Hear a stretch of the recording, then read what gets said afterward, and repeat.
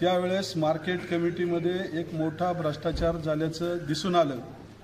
तो भ्रष्टाचार असा होता की या ठिकाणी कोरोनाच्या कालावधीमध्ये व्हेंटिलेटरसाठी 20 लाख रुपयाची खरेदी झाली।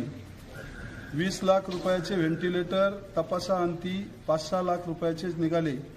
त्याच्यावर चौकशी झाली, परंतु ते व्हेंटिलेटरही आज या ठिकाणी मार्केटमध्ये शिल्लक राहिले नाहीये। तुमची सत्ता होती आणि उरलेले पैसे या ठिकाणी जनतेचं असं म्हणणं आहे की ते तुमच्या घरी तुमच्या वाड्याला गेलेले आहेत। दुसरा मुद्दा असा आहे की शेतकऱ्यांचे पैसे असताना मार्केट कमिटीच्या विकास कामासाठी 3 कोटी रुपयाचं कॉन्क्रीटचं काम होतं, ते 21% बिलोनं गेलं होतं। परंतु 21% बिलो म्हणजे जवळजवळ 75 लाख रुपयाचा फायदा मार्केट कमिटीला होणार होता, परंतु त्यांनी ते काम का रद्द केलं आणि ते रद्द करून पुन्हा 21% आबोनी पुन्हा टेंडर त्यांच्या सभापतींनी काढलं आणि मग 75 लाख रुपये पुन्हा मार्केट कमिटीचे जास्त त्या कॉन्ट्रॅक्टरला दिले। जनतेचं असं म्हणणं आहे की या ठिकाणी ते 75 लाख रुपये सुद्धा तुमच्या घरी आलेले आहेत।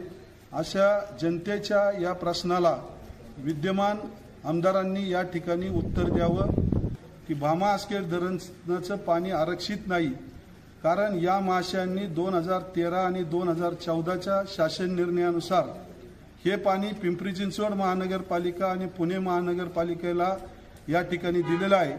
ते देत असताना यांनी किती रकमेचा सौदा या ठिकाणी केला आणि तो सौदा केल्याच्या नंतर ते पैसे तालुक्याच्या विकासाला का आपल्या विकासाला वापरले याची माहिती द्यावी। तिसरा प्रश्न असा आहे की तुम्ही या ठिकाणी जनतेला यापूर्वी सांगितलं की मी भाजप बरोबर जाणार नाही, त्या शरद पवारांशी सुद्धा गद्दारी करून तुम्ही भाजपच्या मांडीला मांडी लावून का गेले।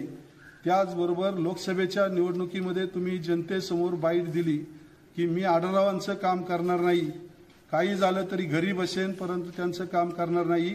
मग नंतर तुम्हाला असं काय साध्य झालं की त्यातून तुम्ही आढळरावांचं लोकसभेमध्ये काम करायला सुरू केलं।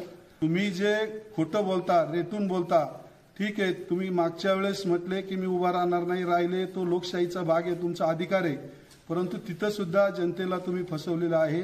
असं वारंवार तुम्ही जनतेला का फसवता?